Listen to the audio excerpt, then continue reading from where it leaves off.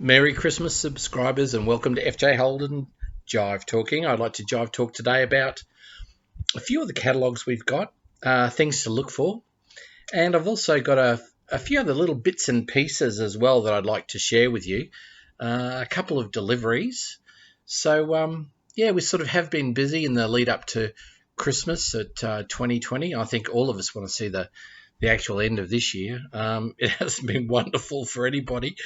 However, it is what it is.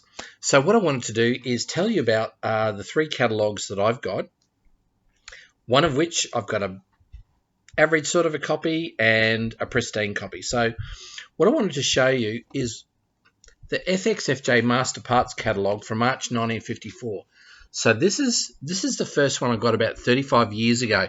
Now, it's got all the really nice things in there as far as the part numbers and the illustrations and how to identify them, and all the cars and the colourful shots and all that sort of thing, the FJ panel van and so on, and all of the the information on where they were made, and all of the NASCAR accessories and so on, which is great. However, with this particular edition, the cover is oversize of the leaf of the page, so you can actually just see that. So it's probably about, I don't know, 6 millimeters, and so what happens is then the ends here get tatty. So what I'm going to have to do is I'm going to have to run a guillotine, or a like I'll turn it upside down and do a outline on there, and I'm going to have to guillotine all around the edge to sort of tidy that up. So that one's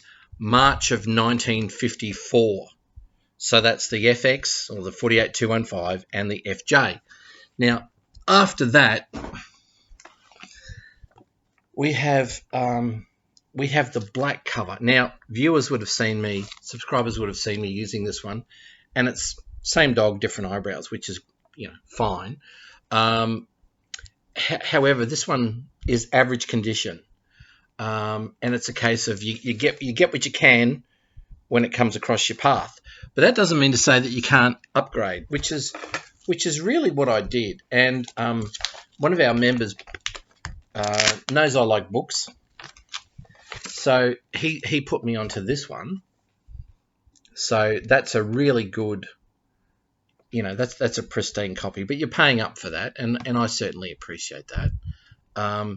But it's all very, very similar as far as the content is concerned and what's in there. We do have an episode talking about what's in the catalogues. It's a little bit boring, but I'm not going to tell anyone that. This is in lovely condition. It is pristine. Now, following that, I thought, well, sort of, what do I really need? And given I only sort of talk FJ, I only sort of really need grey motor stuff. So theoretically, what I need is up to EJ. But one of the ones that is available is this one. So this parts catalogue takes you, and it's in beautiful condition. And so, I bought this one from Tristan. So thank you, Tristan. This one is in immaculate condition. Now, it has very similar layout to the others. However, it's giving you, the shot of the three body styles, 48215 on the previous page, the FJ, the FE, we'll go the FC and the FB. So that takes you from 1948 through to the introduction of the FB, and then here they've got all the NASCAR accessories using the same formula. But the nice thing is, even on the very first page, they list out parts, and they'll say all, or whatever the part number is here, and I obviously can't read it at the moment, but that's actually telling you which type of vehicle or model that part is for. So this is a really good book, because think about it from the perspective of, along the way after the 48 was introduced, and then the FJ, FE, and so on, things do get improved, and as a new part number can be improved, or a new part improved, they will do a derivation of it and give it a new part number. And that part number might be specific to a particular model. However, it'll be good for the previous models as well. Some it will, some it won't. And it doesn't matter whether it's sender unit or a universal joint, for instance, that are specific to certain engine numbers and so on. But, you know, I think this is really good because this can give you a bigger snapshot of the cream or the black editions of the Master Parts catalogue. So I'm really grateful that that Tristan was able to get hold of one for me. So that's the up to FE edition. So that's great. Now Richard was able to get hold of one of these. It's for Universal product catalogue, so Universal accessories, and he's reprinted all of this, and it's sort of, you know, there's a whole heap of stuff in there, you know, gauges and jacks and leads and lights and whatever, and look, I thought this was terrific, so I was really pleased to grab one of these, so that was good. And the other one I liked was a 4-page document on the Trico screen clean. So don't forget, it's for FX, FJ, and they have, you know, pump, vacuum, and also electric as well. And Trico made them for Jaguar E-Type, Ferrari, American General Motors, all those sorts of things. So, you know, they got a really good pedigree because they're a really good product. Now, look, that being the case, the other thing that I got from Richard, and this was probably a few months ago, and I don't think I've shown people yet, and I used to have one of these for every model before I sold my FJ to Kevin Petter. But this is the specification for a Holden panel van.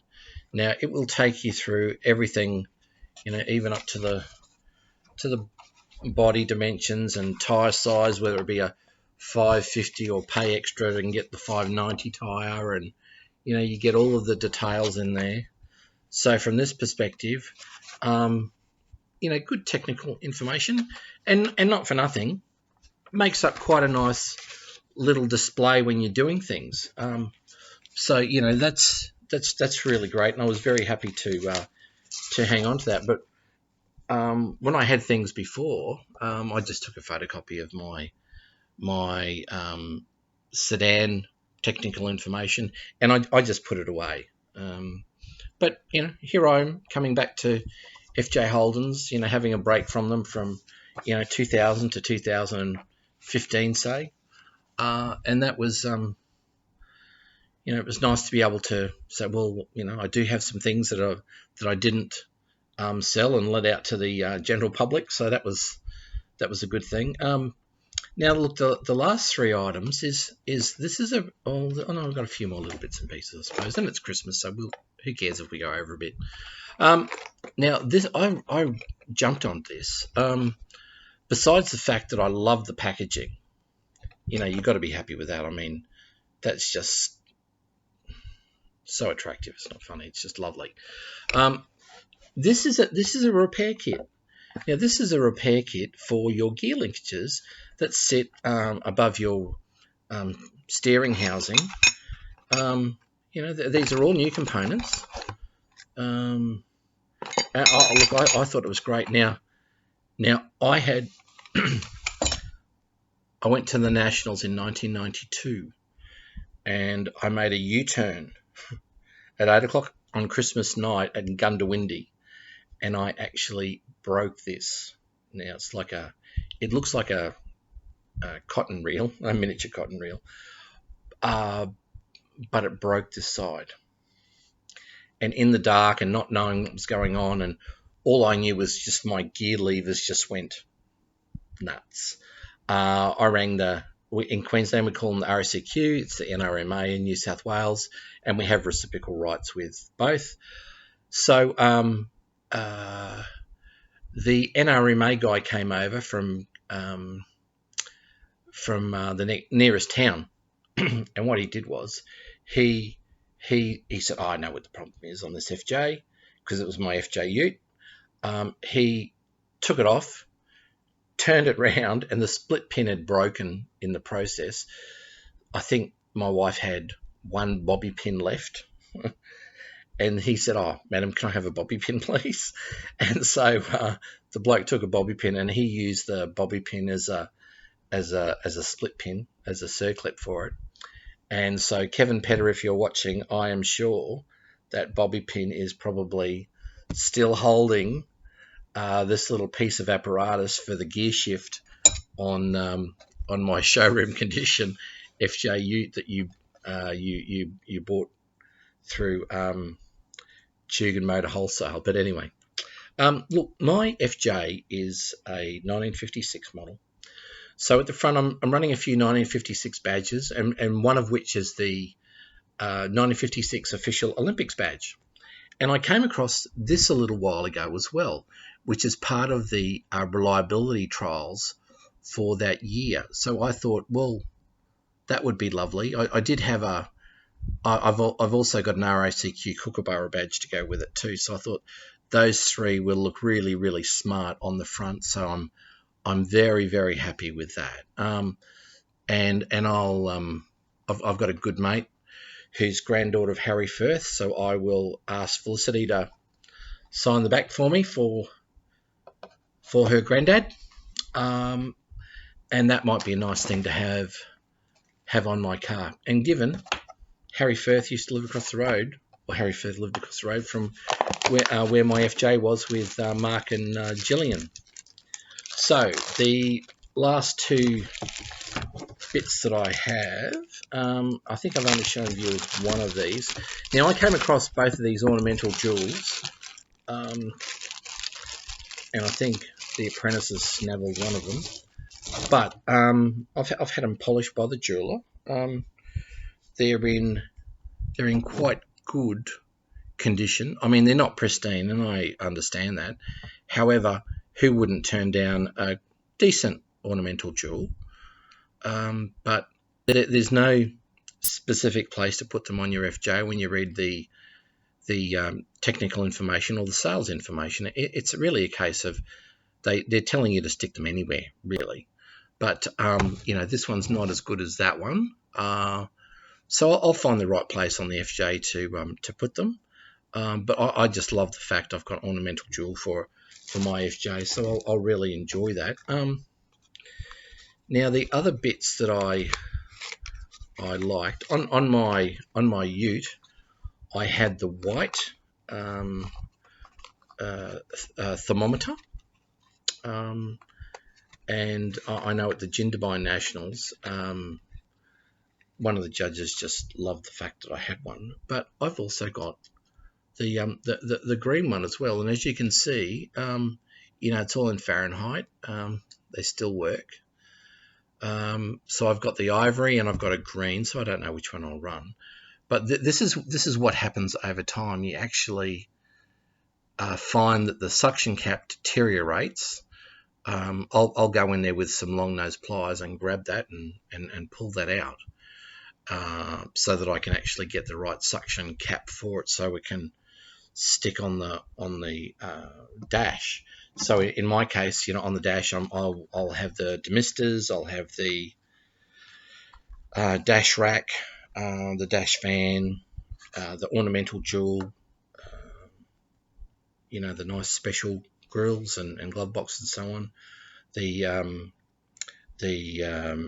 knobs for the reversing lights and the spotlights and so on. So yeah, look, there's a lot to do. My car will be going next year. I'm super thrilled about that, so I'm really, really happy.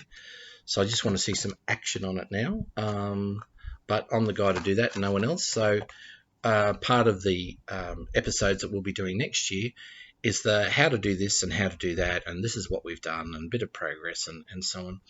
So that should also help and inspire some other members. I know I've had some members who've been really good for me, people like Scotty and Clark and Mark, my friend Dan, All the guys who've just been a super help and just giving me the encouragement to do things.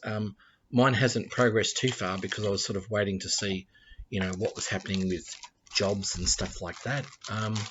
So now I have a little bit more certainty on what I'm doing.